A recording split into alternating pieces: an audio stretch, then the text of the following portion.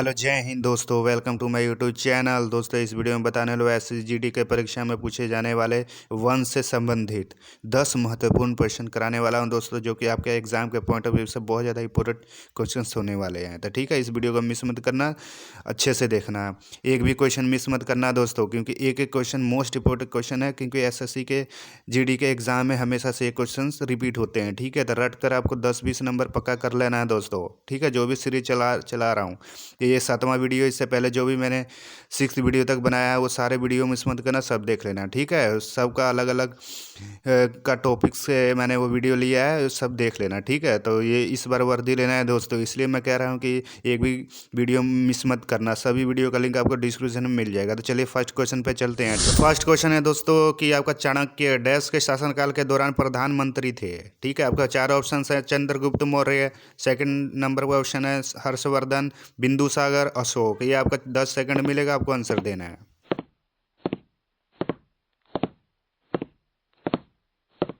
तो इसका right answer हो जाएगा दोस्तों option number A, Chandragupta Maurya. जिन्होंने भी चंद्रगुप्त मौर्य उत्तर दिया है वो राइट आंसर हो जाएगा। और आपको पता ही है, मैं अपने वीडियो में की पॉइंट्स भी लेकर आता हूँ, तो इसका की पॉइंट्स लेकर आया हूँ। आप देख सकते हैं की पॉइंट्स। चाणक्य, जिन्हें अक्सर कौटिल्य और विष्णुगुप्त के रूप में माना जाता है, ने मौर्य साम्राज्य के स्थापक चंद्रगुप्त मौर्य के शासन के दौरान प्रधानमंत्री के रूप में कार्य किया। उनका सबसे प्रसिद्ध काम राजनीतिक ग्रंथ अर्थशास्त्र चंद्रगुप्त के लिए मार्गदर्शन के रूप में लिखा गया था। नेक्स्ट क्वेश्चन है, निम्नलिखित में से किसने हड़प नीति की शुरुआत की? आपके पास 4 ऑप्शन है, आपको 10 सेकंड मिलेंगे, आपको आंसर देना है।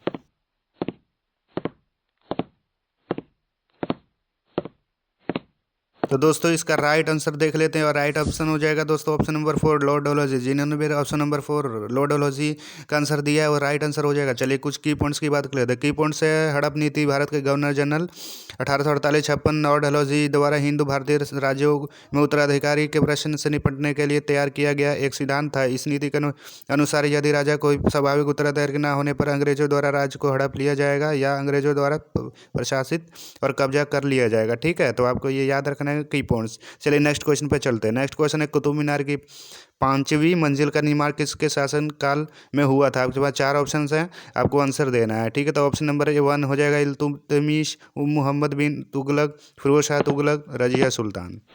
आप आंसर दें।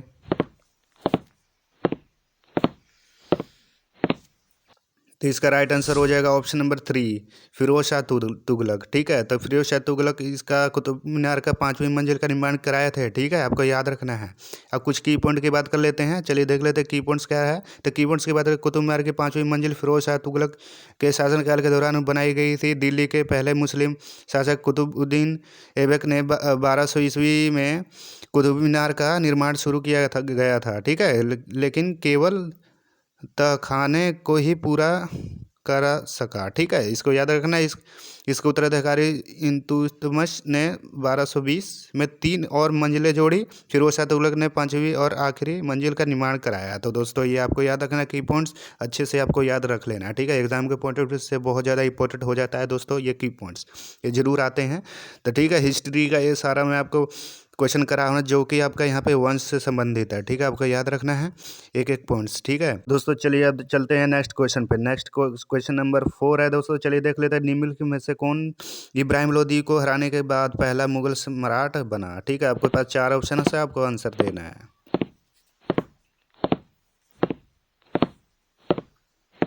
तो दोस्तों इसका राइट आंसर हो जाएगा बाबर, यानी ऑप्शन नंबर 3। ठीक है, जिन्होंने भी बाबर आंसर दिया वो राइट हो जाएगा। कुछ की पॉइंट्स की बात कर लेते हैं। बाबर मुगल साम्राज्य का स्थापक और भारत का पहला मुगल सम्राट था। इब्राहिम लोदी को हराने के बाद वह पहला मुगल सम्राट बना। हुमायूं भारत का दूसरा मुगल सम्राट था। अकबर तीसरा मुगल सम्राट था। जहांगीर चौथा मुगल सम्राट था। शाहजहां 5वां मुगल सम्राट था। तो आपको ये की पॉइंट्स आपको पढ़ने से ही पता लग रहा होगा दोस्तों कि कितना मोस्ट इंपॉर्टेंट की पॉइंट्स भी आपके लिए एग्जाम के पॉइंट ऑफ व्यू से, क्योंकि ये आपके क्वेश्चन के साथ साथ जो भी की पॉइंट्स करा रहा हूँ ये जरूर आएंगे दोस्तों एग्जाम में, ये भी याद रखना है। ठीक है, तो चलिए नेक्स्ट क्वेश्चन पे चलते हैं। Question number 5। तो क्वेश्चन नंबर 5 देख लेते हैं। करनाल 1739 की लड़ाई फारसी राजा नादिर शाह ने डैश की सेना को हराकर जीती थी। ठीक है, आपके पास 4 ऑप्शन है दोस्तों, आपको 10 सेकंड मिलेंगे। 10 सेकंड के अंदर आपको ऑप्शन पढ़ कर आपको आंसर देना है। ये इंपॉर्टेंट क्वेश्चन है दोस्तों, आपको आंसर देना है। और दोस्तों ये और बात कह दो तो दोस्तों, ये मैं जो भी एसएससी में रिपीट होते हैं क्वेश्चन वही लेकर आता हूँ। अगर वीडियो आपको पसंद आ रहा है तो लाइक कर दे, चैनल पर नए तो जरूर सब्सक्राइब करें दोस्तों, ताकि दोस्तों मैं जो भी वीडियो अपलोड करूँ आपको सबसे पहले जानकारी मिल सके। तो चलिए इसका आंसर दे दें दोस्तों, क्या आने वाला है इसका आंसर। तो चलिए इसका आंसर देख लेते हैं। इसका आंसर है दोस्तों ऑप्शन नंबर 1। ठीक है, मुगल सम्राट मोहम्मद शाह। ठीक है, इसका राइट आंसर हो जाएगा। की पॉइंट्स की बात कर लेते हैं। करनाल 1739 का युद्ध, फारसी राजा नादिर शाह ने मुगल सम्राट मोहम्मद शाह की सेना को हराकर जीता था। ठीक है, करनाल की लड़ाई नादिर शाह की निर्णायक जीत थी। नादिर शाह फारसी सम्राट था और अफसर वंश से संबंधित था। मोहम्मद शाह का कला से के महान संरक्षण थे। मोहम्मद शाह का दूसरा नाम मोहम्मद शाह रंगीला था, क्योंकि उनका उपनाम सादा रंगीला था। ठीक है, आपको ये याद रखना है। तो दोस्तों ये सारे जो भी क्वेश्चन कराऊंगा 10 इंपॉर्टेंट क्वेश्चन, वो सारे एग्जाम के पॉइंट ऑफ व्यू से बहुत ज़्यादा इंपॉर्टेंट होने वाला है। तो बताएं दोस्तों कैसा वीडियो लग रहा है। वीडियो पसंद है तो जरूर लाइक कर दे, सब्सक्राइब करना भी मत भूलना। तो चलिए नेक्स्ट क्वेश्चन पर चलते हैं। मोस्ट इंपॉर्टेंट क्वेश्चन है नेक्स्ट 6 क्वेश्चन। क्वेश्चन है दोस्तों, प्रागैतिहासिक काल में पहले युग काल को क्या कहा जाता है। ठीक है, आपका 4 ऑप्शन है दोस्तों, आपको आंसर देना है करीब 10 सेकंड के अंदर।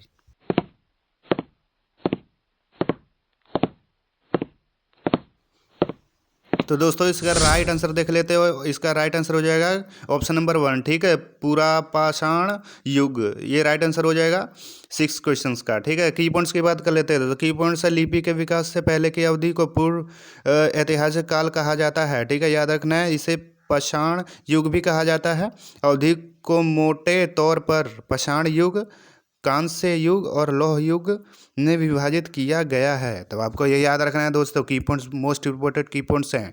आपको क्वेश्चन नंबर अब देख लेते हैं 7th। तो 7th क्वेश्चन नंबर, निम्नलिखित में से कौन सा एक हड़प्पा शहर नहीं था। ठीक है, याद रखना है दोस्तों, ये 4 ऑप्शन है, आपको बताना है राइट आंसर।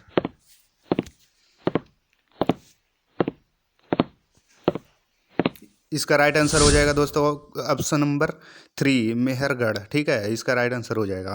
तो जिन्होंने भी आंसर दिया है ऑप्शन नंबर 3 वो राइट आंसर हो जाएगा। तो चलिए कुछ की पॉइंट्स की बात कर लेते हैं। तो की पॉइंट्स देख लेते हैं दोस्तों। मेहरगढ़ सिंधु नदी घाटी के पश्चिम में बलूचिस्तान पाकिस्तान के कांची मैदान पर बोलन पास के पास स्थित एक नवपाषाण स्थल है। यह उत्तर पूर्वी भारतीय उपमहाद्वीप में सबसे पहले ज्ञात नवपाषाण स्थल है, जिसमें खेती, गेहूं और जौ और पशुचारण प्रारंभिक प्रमाण है दोस्तों। चलिए नेक्स्ट क्वेश्चन पे चलते हैं। नेक्स्ट क्वेश्चन है, ब्राह्मण समाज की स्थापना किसकी सबसे बड़ी उपलब्धि थी। ठीक है, आपको ये बताना है दोस्तों। आपके पास 4 ऑप्शन है दोस्तों, इसमें से राइट आंसर बताना है कि कौन सा है। ठीक है, आपके पास 10 सेकंड है, 10 सेकंड के अंदर आपको बताना है।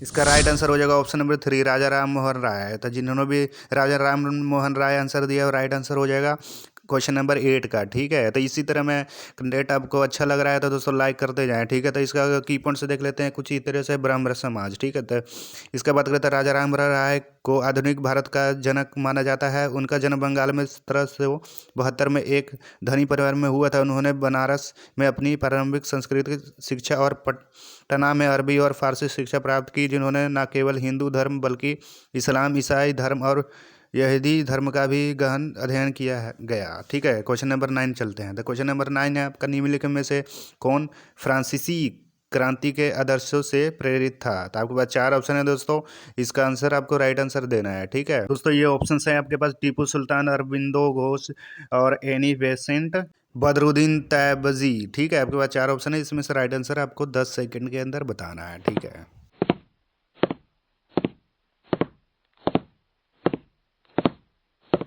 तो इसका राइट आंसर हो जाएगा दोस्तों ऑप्शन नंबर 1 टीपू सुल्तान। जिन्होंने भी टीपू सुल्तान आंसर दिया है वो राइट आंसर हो जाएगा दोस्तों 9th क्वेश्चन का। ठीक है, तो की पॉइंट्स की बात कर लेते हैं। टीपू सुल्तान मैसूर साम्राज्य के शासक थे। उन्हें मैसूर का टाइगर भी कहा जाता है। भारत में रॉकेट तोपे खाने में प्रबंध। टीपू सुल्तान फ्रांसीसी क्रांति के आदर्शों से प्रेरित थे। ठीक है, इनके द्वारा सैन्य मैनुअल फतहुल मुजाहिदीन को कमीशन प्राप्त हुआ था। फ्रांसीसी कमांडर इन चीफ नेपोलियन, ठीक है, याद रखना है। बोनापार्ट के टीपू सुल्तान के पास गठबंधन की मांग थी, ठीक है। वह 4 मई 1799 को श्री रंगपटन के किले का बचाव करते हुए मारे गए थे। तो चलिए next question, last question, most important question पे चलते हैं। तो मोस्ट इंपोर्टेंट क्वेश्चन देख लेते हैं क्या है। अश्रव घोष राजा किसके दरबारी कवि थे? आपको 4 ऑप्शन है, आपको राइट आंसर बताना है। फर्स्ट ऑप्शन है दोस्तों कनिष्क, सेकंड है चंद्रगुप्त मौर्य, थर्ड है आपका हर्षवर्धन, फोर्थ है दोस्तों अशोक, ठीक है। इसका राइट आंसर आपको 10 सेकंड के अंदर आपको देना है, ठीक है।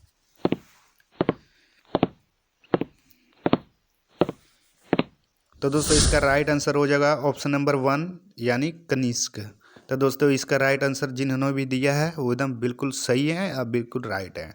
तो चलिए इसका मोस्ट इम्पोर्टेंट की पॉइंट्स देख लेते हैं। अश्वघोष राजा कनिष्क के दरबारी कवि थे, ठीक है। कनिष्क का लगभग 1900 आपका 1900 वर्ष पहले, ठीक है, कि अश्वघोष और अन्य बौद्ध विद्वानों ने अपना लेखन संस्कृत में किया, ठीक है। पॉइंट है दोस्तों 92 की बुद्ध की शिक्षा प्राकृत में थी, लेकिन बाद में राजाओं ने इस प्रथा को धीरे धीरे समय की जरूरतों के अनुसार बदल दिया। वे बौद्ध लेखकों में बहुत प्रसिद्ध थे। उन्होंने बुद्ध चरित्र लिखा जो बुद्ध की जीवनी है, यह संस्कृत भाषा में लिखा गया है। इन्होंने 17 अलंकार भी की लिखा, ठीक है। तो इस वीडियो में इतना ही दोस्तों। 10 क्वेश्चन कैसा लगा दोस्तों? अगर वीडियो पसंद आया तो लाइक कर दे, चैनल पर नहीं तो सब्सक्राइब कर दे। चलिए नेक्स्ट वीडियो मिलेंगे दोस्तों। जय हिंद दोस्तों।